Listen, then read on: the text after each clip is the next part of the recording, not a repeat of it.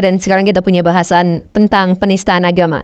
Ini adalah masalah yang sangat aneh, yang sangat krusial di Indonesia, tetapi garis pembeda tentang definisi penistaannya menurut saya tidak jelas. Jadi harus dibahas. Saya punya sudut pandang yang lain tentang penistaan agama. Jadi kita akan bahas beberapa kasus dan kita akan simpulkan apa yang dimaksud dengan penistaan agama. Begitu Baraya. Kita mulai ya. Di sekeliling kota saya tinggal itu banyak desa-desa yang masyarakatnya ditipu oleh para pemuka agama, oleh para ustadz. Maaf ya, kata-katanya seperti ini. Jadi maksudnya begini, kalau ada di antara mereka yang kerabatnya meninggal, itu biasanya datanglah Pak Ustadz ke sana. Pak Ustadznya bukan sebagai pemuka agama yang menghibur, tetapi untuk menjadi panitia tahlilan. Jadi tahlilan itu ada upacara tradisional di Indonesia, bukan soal bid'ah atau tidak, tetapi si Pak Ustadznya itu langsung menawarkan, Pak, gini kan kerabat Bapak sudah meninggal, kalau mau tahlilan, ini ada tahlilan paket 1 hari harganya sekian, tahlilan 3 hari harganya sekian, tahlilan 40 hari harganya sekian, dan seterusnya. Jadi ustadz-ustadz itu malah menjadikan kemalangan yang menimpa keluarga itu sebagai ajang mencari nafkah. Karena dari situ nanti si keluarga akan dibebani berapa biaya untuk tahlilan, untuk upacara, untuk beseknya, untuk traktir makan orang yang tahlilan selama berapa hari, dan seterusnya. Itu bisa sampai habis puluhan juta rupiah. Di dalam Islam tentu saja tidak ada yang seperti itu. Di dalam Islam, kalaupun ada istilah yang namanya tahlilan, maka si keluarga yang sedang berduka itulah yang disumbang sama tetangga-tetangga di sekitarnya. Tetapi di Indonesia memang banyak ustadz-ustadz yang akhirnya menjual ayat-ayat agama, ayat-ayat suci untuk kepentingan nafkah dirinya dan kelompoknya. Ini, iya saya mohon maaf, tapi ormas-ormas Islam atau MUI atau siapapun pemerintah, tolong tanggapi masalah ini sebagai sesuatu yang serius, karena di Indonesia semakin banyak orang yang menjual agamanya, menjual dalil untuk dapat kepentingan pribadi. Menipu orang saja sudah jahat, apalagi menipu orang dengan agama. Nah ini kalau kemarin di Indonesia ada pejabat yang sampai dihukum berapa tahun penjara gara-gara menista agama, maka ini menurut saya penistaannya jauh lebih besar, karena ini demi keuntungan pribadi. Begitu. Dan itu di Indonesia, itu juga ada di seluruh dunia, dan itu juga ada di agama manapun. Kalau Baraya lihat di awal tahun ini ada sebuah kasus geger di Afrika Selatan, seorang pendeta yang namanya Alp Lukau, dia bisa membangkitkan orang yang sudah mati. Jadi orang yang sudah mati, kemudian dia bikin atraksi, ini adalah mujizat Tuhan Yesus Kristus, maka saya, dan seterusnya, begitulah seperti orang-orang ini. Lalu orang yang sudah meninggal itu bangun lagi. Katanya seperti itu. Itu adalah cara dia untuk mendapatkan harta kekayaan dari menipu jemaatnya. Jemaatnya hampir 100.000 orang di seluruh Afrika, dan dia dapat penghasilan 14 triliun rupiah. Dia punya jet pribadi, dia punya mobil yang super mewah, dia punya rumah yang sangat besar, dan seterusnya. Dan dia dapatkan dari mana? Dari jualan ayat-ayat Alkitab. Jadi ayat-ayat yang dalam agama Kristen disucikan sama dia itu dijadikan alat untuk mencari nafkah, untuk mendapatkan uang. Maka dia kemana-mana keliling ke Afrika, bikin mujizat-mujizat. Ada orang sakit, atas nama Yesus, sembuh lagi. Ada orang yang meninggal kemarin, bisa sembuh lagi. Kata dia seperti itu. Ya sekarang memang akhirnya diselidiki dan terbukti bahwa orang-orang yang sebelumnya dia sembuhkan atau hidupkan lagi itu adalah stafnya. Yang memang diplot untuk jadi pura-pura mati, pura-pura sakit, dan lain sebagainya. Dan itu juga atas nama agama.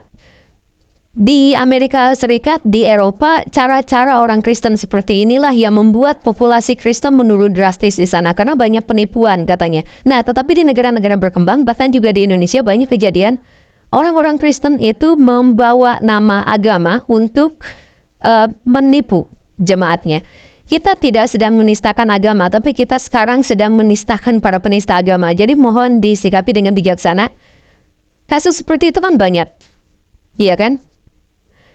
Di Buddha juga yang saya lihat kemarin di Thailand baru ada seorang yang Pu Nekam ya, seorang biksu yang namanya Pu Nekam.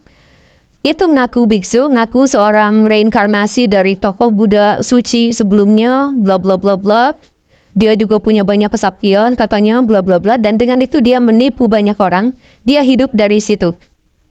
um, dia maaf ya, karena dia biksu, karena dia orang suci, maka dia mencabuli gadis, bahkan memperkosa, kemudian menipu, mendapatkan uang rumah dari jemaatnya yang ditipu atas nama ini adalah kesucian Buddha. Seperti itu, jadi dia dapat uang banyak untuk itu. Ketika akhirnya pemerintah Thailand mendapatkan laporan itu, dia sudah dapat uang yang terlalu banyak, diselidiki, dan akhirnya dia dihukum sampai 114 tahun. Karena di Thailand itu kan hukumnya itu akumulatif. Jadi terlalu banyak kesalahannya sampai dia dihukumnya 114 tahun. Ya itu masih umur hidup aja lah ya. Kita lihat contoh lain yang Hindu. Dan waktu saya baca cerita ini pertama kali saya nangis banget. Karena ceritanya menyangkut seekor binatang, Gajraj, seekor gajah Asia. Waktu kecil dia hidup liar bersama keluarganya, hidup senang waktu masih kecil, tetapi kemudian dia diculik. Ibu, ayah, dan kelompoknya dipukuli, dibakar, dan seterusnya ditembaki. Dan si Gajraj kecil yang masih sangat kecil dibawa, diculik, disiksa habis-habisan untuk membuat trauma. Kan dia mau dijadikan, mau dijual untuk sirkus, untuk kuil gitu. Sudah disiksa, dibuat trauma, dibuat jangan pernah dalam pikirannya itu melawan pada manusia. Dia dijual ke sana ke sini, pindah tangan, sampai akhirnya dia disimpan di kuil Hindu. Bukan untuk ditolong, tapi untuk diperas tenaganya untuk dapat uang. Kuil Hindu itu dapat 7 miliar per tahun dari sumbangan yang orang kumpulkan dari upaya si Gajraj. Jadi Gajraj itu disimpan di samping patung dewa, patung Ganesha kalau nggak salah, sambil bawa-bawa ember, jadi minta sedekah. Tiap hari dia seperti itu.